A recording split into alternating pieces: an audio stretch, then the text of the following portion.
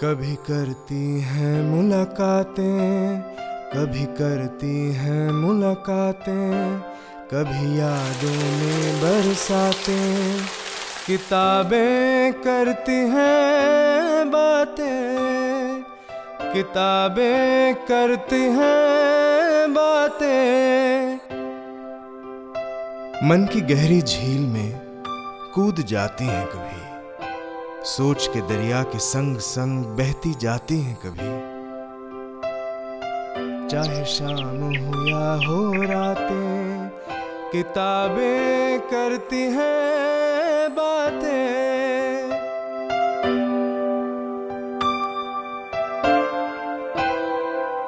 किताबनामा series में आपका स्वागत है और आइए हम स्वागत करें ललित कुमार जी का, जो वैसे तो इंजीनियर हैं, नेशनल बुक ट्रस्ट के लिए भी काम करते हैं, लेकिन इनकी जो प्रसिद्धि है वो कविता कोश के ज़रिए है। कविता कोश जो कि एक अद्भुत कोश है कविताओं का, हिंदी में उपलब्ध है, लेकिन इसने भाषा और साहित्य की हदों को भी तोड़ा है। कई सालों से आप इस पर काम कर रहे हैं, एक पूरी टीम लगी हुई है, कई लोग स्वेच्छा से भी इसमें योगदान करते हैं, तो आप कह सकते हैं ये जनता का वेबसाइट भी है। लेकिन आप इसके प्रेरणा स्रोत रहे हैं। आपने, हमें पता है कि आपने एक किताब भी लिखी है कविता कोश, और इसमें जो 2-3 साल पहले छपी थी, और इसमें आपने काफ़ी जानकारियाँ दी हैं जी। लेकिन ये उस ज़माने की बात है जबकि कंप्यूटर पे लोग लिखना सीख रहे थे, इसलिए कुछ जानकारी आपने लोगों को कि हिंदी में कैसे लिखें ये भी दी है इसमें। लेकिन हमें मुख्तसर में बताइए कि कविता कोश की कहानी क्या है। कविता कोश की शुरुआत मैंने सन 2006 के जुलाई महीने में की थी। उस समय कंप्यूटर और इंटरनेट की दुनिया में हिंदी का जो परिवेश था वो बहुत बिखरा हुआ सा था। हिंदी नई नई इंटरनेट तक पहुंची थी, कंप्यूटर्स तक पहुंची थी, लोग धीरे धीरे टाइप करना सीख रहे थे, और उनके जो सारे प्रयास थे हिंदी संस्कृति और भाषा इत्यादि बातों को लेकर, वो काफ़ी बिखरे हुए थे। तो मैंने सोचा कि इन सारे प्रयासों को एकजुट करने की बहुत ज़रूरत है। इसी सोच का परिणाम कविता कोश के रूप में जुलाई 2006 में शुरू हुआ। ये प्रोजेक्ट आज एक राष्ट्रीय निधि की तरह हमारे पास है।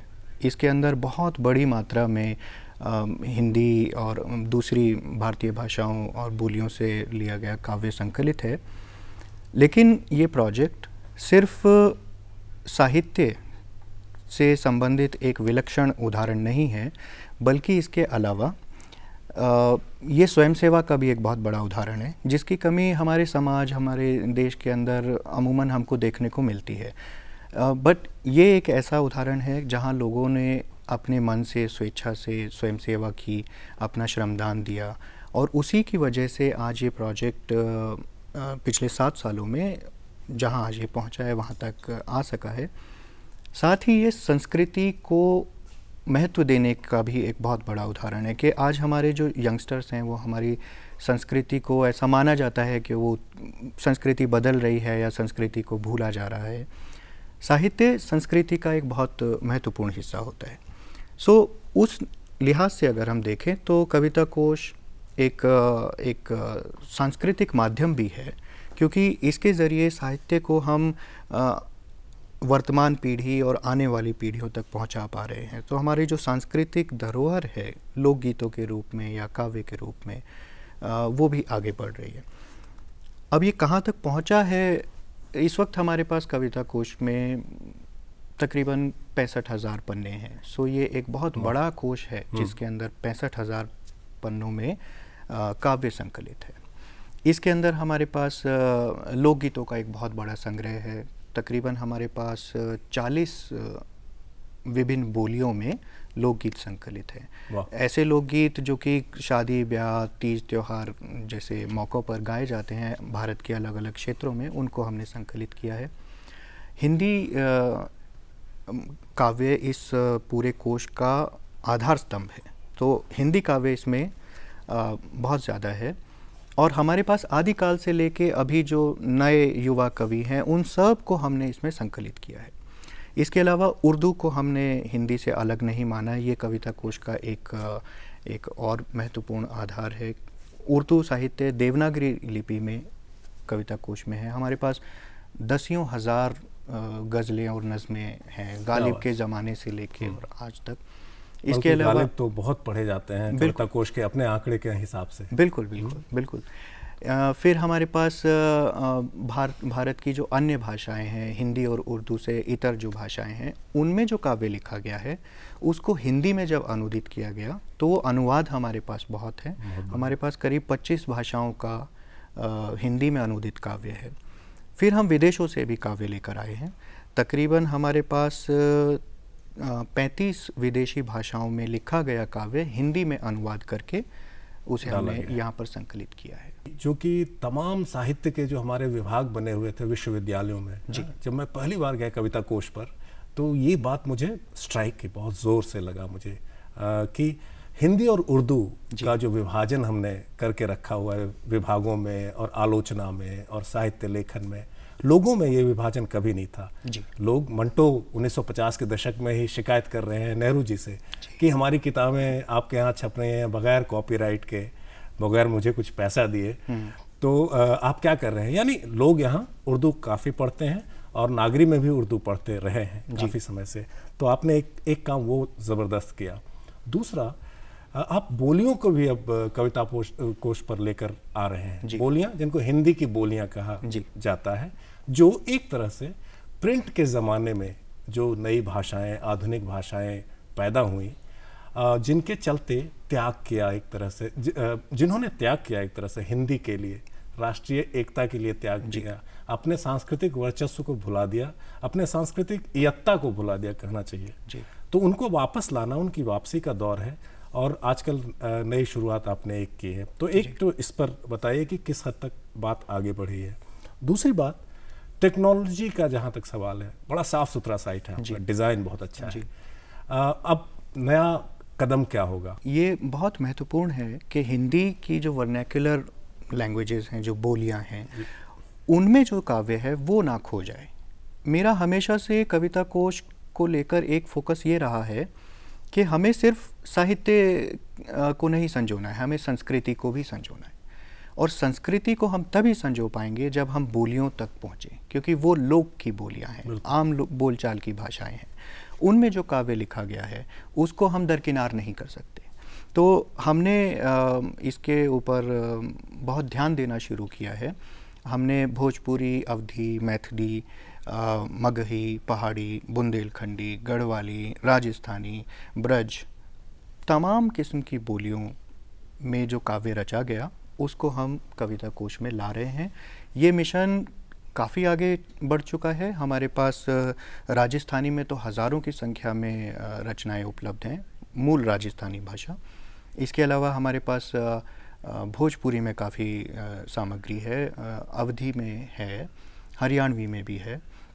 सो धीरे धीरे हम जो प्रिंट सामग्री, जो हमें बहुत अक्सर ऐसी किताबें मिलती हैं जो बिल्कुल जीर्ण शीर्ण अवस्था में होती हैं, पन्ने पीले पड़ चुके होते हैं। सो उसको हम बड़े सलीके से, ध्यान से उसको टाइप कराते हैं, डिजिटाइज करते हैं, उसको कोश में यथास्थान संकलित करते हैं। सो बोलियों का काम बड़े अच्छे से आगे बढ़ रहा है। दूसरी एक जो बहुत महत्वपूर्ण बात आपने कही टेक्नोलॉजी को लेकर, ये कुछ इस तरह से है कि अगर कोई बच्चा दूध नहीं पीता है तो उसकी माँ उसके पीछे पीछे भागती है कि बेटा दूध पी लो, और चलो यहाँ नहीं पियोगे तो वहाँ खिलौनों के साथ बैठ के तुम्हारा ध्यान खिलौनों में लग जाएगा, तब तुम दूध पी लोगे। तो माँ की एक कोशिश लगातार बनी रहती है। तो हम भी नई पीढ़ी को उसी के खिलौनों के साथ साहित्य देना चाहते हैं। ये आजकल पूरे विश्व में, भारत में ही नहीं पूरे विश्व में ये एक परिघटना है कि रीडिंग हैबिट्स कम हो रही हैं, लोग कम पढ़ रहे हैं। अगर आप आंकड़े भी देखेंगे तो आप पाएंगे कि पुस्तकें कम छप रही हैं, उसमें एक डिक्लाइन है, रीडिंग हैबिट्स कम हो रही हैं, लोग कम पढ़ते हैं। उसका एक बहुत महत्वपूर्ण रीज़न ये है कि जो हमारी यंगर पॉपुलेशन है वो स्क्रीन्स की तरफ जा रही है, मोबाइल की स्क्रीन, टीवी की स्क्रीन, लैपटॉप की स्क्रीन। सो हमको अगर उन तक कोई बात पहुंचानी है तो हमें भी उन्हीं की भाषा में बात करनी होगी, उन्हीं के तौर तरीक़ों को अपनाना होगा। तो हमने इस चीज़ को ध्यान में रखते हुए कविता कोश को मोबाइल ऐप के तौर पर भी रिलीज़ किया है। सो अभी हमने हाल ही में एंड्रॉयड फ़ोन्स और विंडोज़ मोबाइल फ़ोन्स के लिए ऐप लॉन्च किए हैं, जिनको कि फ्री ऑफ कॉस्ट डाउनलोड किया जा सकता है, और इन ऐप्स के ज़रिए आप पूरा कविता कोश अपने मोबाइल फ़ोन पर कहीं भी पढ़ सकते हैं, चाहे ट्रेन में हो, बस में हो, रेस्टोरेंट में हो, कहीं भी ऑन द गो रीडिंग ये अलाउ करता है। इससे ये होता है कि एक तो जो अनुपलब्धता की जो बात थी जी, अक्सर लोग कहते हैं कि हम साहित्य पढ़ना चाहते हैं पर उपलब्ध नहीं है। ये बात सिर्फ यंगस्टर्स में ही नहीं, हमारे जो भारत से बाहर बसे हुए जो भारतीय हैं उनके सामने भी ये समस्या है कि वो पढ़ना चाहते हैं पर उपलब्ध नहीं है। कविता कोश इस ज़रूरत को पूरा करता है। कविता और बोलियों जी दोनों का अगर हम जोड़ दें, अगर बोलियों की परंपरा सिर्फ गायन की रही है, छपने की नहीं रही है जी, अगर लोगों के बीच आदान प्रदान की रही है और संस्कारों से उनका जुड़ाव रहा है, तो लोग कहते रहे हैं कि वो फूहड़ भी हो सकती हैं। ठीक है, तो अगर उसको आप लाएंगे तो क्या आप उनका संपादन भी करेंगे, या अगर गालियां शादी के अवसर पर महिलाएं दे रही हैं उन बोलियों में, उन गीतों में, तो आप उसका संपादन तो नहीं करेंगे? ये एक बड़ा कॉम्प्लेक्स सवाल है। संपादन हम करते नहीं। देखिए, हमारा मकसद संस्कृति को आगे बढ़ाना है जी। संस्कृति में, लोक में जो चीज़ रही है, जिसको लोग बुरा नहीं मानते उसको हम क्या बुरा माने जी। तो अगर किसी बोली में कुछ ऐसे शब्द इस्तेमाल किए जा रहे हैं जो कि अमूमन उनको गाली माना जाता है, लेकिन उस लोक में उसको गाली नहीं माना जा रहा, उस हिस्से में जहाँ वो बोली जा रही है, तो हम संपादन नहीं करते। हम चीज़ को जस का तस आपके सामने रख रहे हैं, आप उसको जिस रूप में लेना चाहें उस रूप में आप लेने के लिए आपका स्वागत है जी। एक तो ये बात, और दूसरा बहुत बढ़िया जो आपने गद्य कोश की बात कही, 2 साल पहले हमने गद्य कोश शुरू किया। इसके शुरू होने के पीछे एक बहुत ही सामान्य सी, साधारण सी बात थी। लोग अक्सर कहा करते थे, आपने कविता के लिए कविता कोश बना दिया, कहानी के लिए कहानी कोश बनाइए। तो और ये डिमांड बहुत समय से चली आ रही थी। कविता कोश शुरू होने के करीब 2 साल के बाद ये मांग आनी शुरू हो गई थी जनता की तरफ से कि आप गद्य कोश या कविता कहानी कोश जैसी चीज़ बनाइए। सो मैंने 2011 में इसकी शुरुआत की, और मैंने इसको कहानी कोश नाम देने की बजाय गद्य कोश नाम दिया, ताकि हम गद्यात्मक तमाम विधाओं को इसमें संजो सकें। सो पिछले 2 साल के दौरान हमने तकरीबन 10,000 रचनाएं इसमें संकलित की हैं, जिसमें उपन्यास हैं, कहानियां हैं, लघु कथाएं हैं, यात्रा संस्मरण हैं, निबंध हैं, डायरियां हैं। गद्य में लिखी जाने वाली कोई भी विधा इसके अंदर संकलित होती है। तो ये कविता कोश में जो लोगों को एक कमी लग रही थी कि हमें गद्यात्मक पढ़ने को नहीं मिलता, वो इस गद्य कोश परियोजना ने उस कमी को पूरा करने की कोशिश की है। ये बहुत अच्छे तरीके से, तेज़ी से आगे बढ़ रही है परियोजना। कविता कोश के मुकाबले नई है, 2 ही साल हुए हैं इसको शुरू हुए, तो अभी हम 10,000 पन्ने इसमें जोड़ पाए हैं। आने वाले वर्षों में मुझे लगता है कि शायद ये कविता कोश से भी आगे निकल जाए। लोग आपको सामान अपना दे देते हैं, अपनी लिखी हुई चीज़ें दे देते हैं, है ना जी। आप धन्ना सेठ तो है नहीं, लोगों को पैसे नहीं दे सकते उनकी रचनाओं के बदले जी। ठीक है, तो कॉपीराइट की समस्या से आप कैसे निपटते हैं? कॉपीराइट के बारे में कविता कोश की और गद्य कोश की दोनों की नीति एक है और बहुत सीधी साधारण है कि अगर आपको आपत्ति है कि आपकी कोई रचना इन दोनों कोश में से कहीं संकलित है, आपको कोई आपत्ति है, आप हमें बताइए, हम उसको हटा लें। तो इससे हमें कोई आर्थिक लाभ होता नहीं, तो मुझे नहीं लगता कि हम कोई इसमें कोई अपराध कर रहे हैं। दूसरी बात ये कि अब कॉपीराइट का मसला काफ़ी हद तक बिल्कुल समाप्त हो चुका है। उसका कारण ये है कि रचनाकार खुद आकर हमको अपना सामान दे रहे हैं, अपनी सामग्री दे रहे हैं। वो चाहते हैं कि उनका साहित्य, चाहे वो काव्यात्मक हो या गद्यात्मक हो, इन दोनों कोशों में संकलित हो। कारण ये कि इन दोनों कोशों की जो पहुंच है जी। आप कविता कोश का ही उदाहरण अगर हम ले लें तो कविता कोश को हर महीने तकरीबन 3 लाख लोग पढ़ते हैं, और 3 लाख लोग इसके 20 से 25 लाख पन्ने पढ़ते हैं। तो जो पहुंच इसकी है, इन दोनों हमारी वेबसाइट्स की जो पहुंच है, वो किसी लाइब्रेरी की नहीं होती, वो किसी बुक शॉप की नहीं होती, किसी प्रकाशक की इतनी पहुंच नहीं है जितनी इन दोनों परियोजनाएं की है। साहित्यकार यही चाहता है कि उसने जो लिखा, उसने जो रचा, वो पाठकों तक पहुंचे। तो इसलिए वो हमें खुद अपना सामान, अपनी रचनाएं उपलब्ध कराते हैं, हम उनको स्थान देते हैं। अब जो आपका दूसरा सवाल है कि ये सब चलता कैसे, पैसा कहाँ से आता है। देखिए, शुरुआत में कविता कोश में मैंने जो अपनी तरफ से डाला वो था मेरा समय, मेरा श्रम, मेरी तकनीकी योग्यताएं। एक्चुअली कविता कोश एक ऐसी परियोजना है जो कि केवल और केवल तभी संभव थी जब कोई ऐसा व्यक्ति आए और उसको शुरू करे जिसका साहित्य और तकनीक में बराबर का रुझान हो। ज्ञान हो ना हो वो दूसरी बात है, पर रुझान दोनों तरफ होना चाहिए था। सो कविता कोश एक परियोजना ऐसी बनी जो कि चल निकली। शुरुआत में मैंने इस बात को समझा कि ये एक इतना बड़ा स्वप्न है जिसको कि मैं अकेला पूरा नहीं कर सकता। तो मैंने लोगों से कहा कि भाई आप आइए, इसमें सहयोग दीजिए। और बहुत अच्छी बात यह है कि कुछ लोग सामने आए और उन्होंने इसमें बहुत सहयोग किया इन दोनों परियोजनाओं में। सो दोनों परियोजनाएं मूलतः स्वयं सेवा पर आधारित हैं, और जो हमारा जो तकनीकी इंफ्रास्ट्रक्चर है, सर्वर का खर्च है, ये सारी चीज़ें हम कुछ साल पहले तक अपनी जेब से दिया करते थे, क्योंकि उस समय हमें उतने बड़े सर्वर की ज़रूरत नहीं होती थी, तो इसलिए उसका जो खर्चा होता था वो भी अपेक्षाकृत कम होता था, तो हम उसको पे कर दिया करते थे अपनी जेब से। जैसे जैसे ये परियोजना और इसका प्रसार, इसका प्रचार सब बढ़ने लगा, इसके सर्वर के ऊपर लोड आने लगा। अब जैसे मैंने आपको कहा कि 3 लाख लोग इसको विज़िट करते हैं, 20 से 25 लाख पन्ने पढ़े जाते हैं। अच्छा ट्रैफिक है, बहुत अच्छा ट्रैफिक है। और तकरीबन हर एक गुजरते पल में कविता कोश पर एक रचना पढ़ी जाती है। क्या बात। हर सेकंड एक रचना कहीं कोई पढ़ रहा होता है। तो इतने ट्रैफिक को हैंडल करने के लिए हमें बड़ा सर्वर चाहिए था। बड़े सर्वर के लिए हमको अधिक धन की आवश्यकता थी, जो कि हम दे नहीं सकते थे।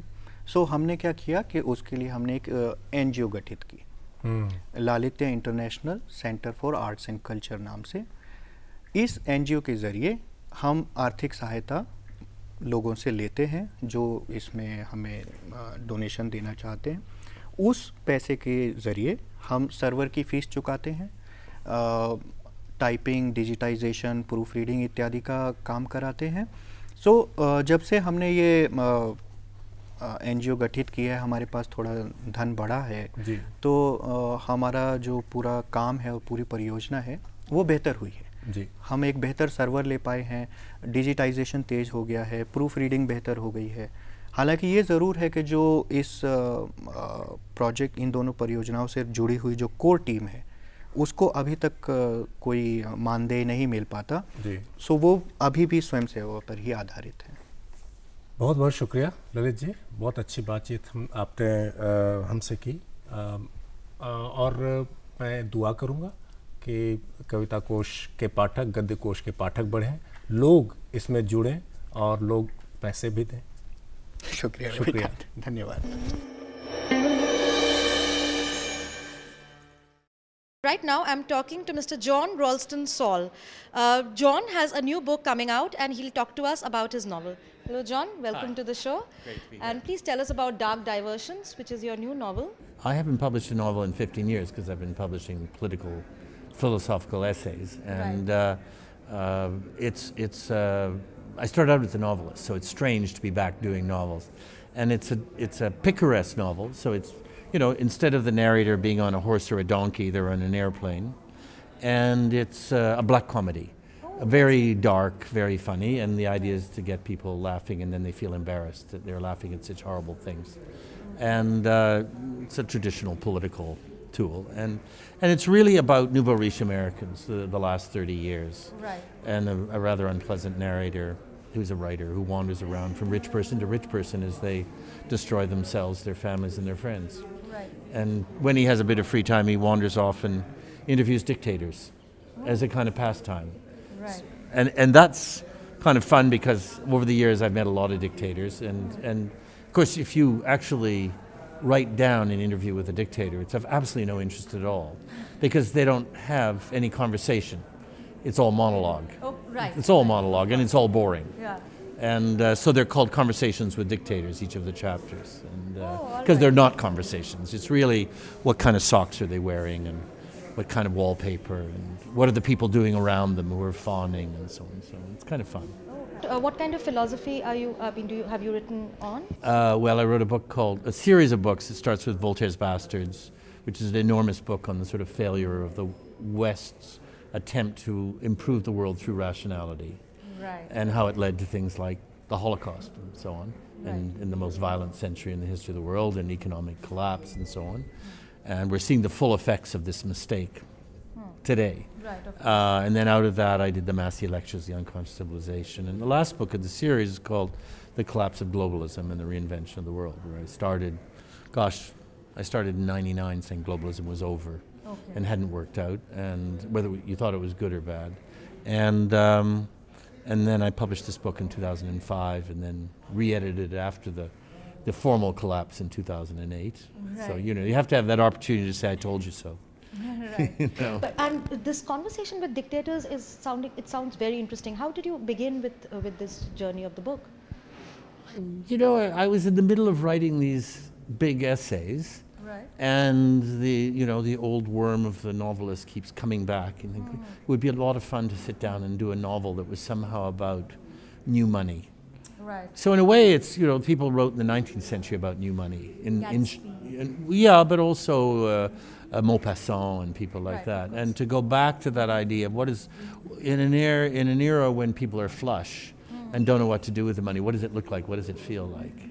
And so this idea of a disjointed novel where you're just wandering through all these people's lives, and in a way the narrator has a crisis, because it's not about ethics. It's what is it about? Right. So what is the narrator doing there? I mean, does the narrator have any responsibility? Right. So it's sort of fun. And you also say it's a picaresque novel, which is a very interesting phrase, because it's something we have historically read. People don't do it anymore. People don't do it anymore. But there are only a certain number of forms. You can reinvent them. You can push them around. You can shove them. They can come from different places. But at the end of the day, this is a very confusing era. It's When you look at the changes in India, look at the changes in the Americas, in Europe. Things have moved around a lot. People are very confused. The most common thing when you talk to people who are in their teens or their 20s is a sense of confusion and being left out and not knowing where. People are saying, grow up, get an education, get a job, and they say, well, what kind of job, and what am I going to do after you fire me, and where does it lead, and what about loyalty to the corporation? Well, they did away with that, And so I think it's an interesting time to be going back to that sense of people wandering through the society. Seeing how it works and doesn't work. And we're also seeing a different phase in capitalism, I guess, and is that what is also informing these kind of characters? Yeah, well, I mean, it's one of, most of what's happened in the last 40 years isn't about capitalism. I mean, globalism wasn't about capitalism. It was about reestablishing monopolies and oligopolies. Right, so it was really a return to mercantilism. Right, of course. Yeah, under the discourse of capitalism, it was really going back to pre-capitalism. Right, of course. All sounding very modern, but in fact, what we've done is incredibly old-fashioned and uninteresting, frankly, since it's produced, all this disorder. So it's interesting to try and write a book about that, a novel about that, which in a sense reflects the disorder of the time, but doesn't take itself too seriously. Okay, that's wonderful, because again, that's possibly something one can do with comedy, right? I mean. Yeah, I'm also president of PEN International, the Freedom of Expression organization. Right. We've just set up a Delhi PEN Center, in fact. Yeah, please tell us something about that. Yeah, well, it's PEN is the original Freedom of Expression organization, and it's very important to be in Delhi. I mean, it's really, really important. It'll be our second center in India, the other's in Mumbai. And,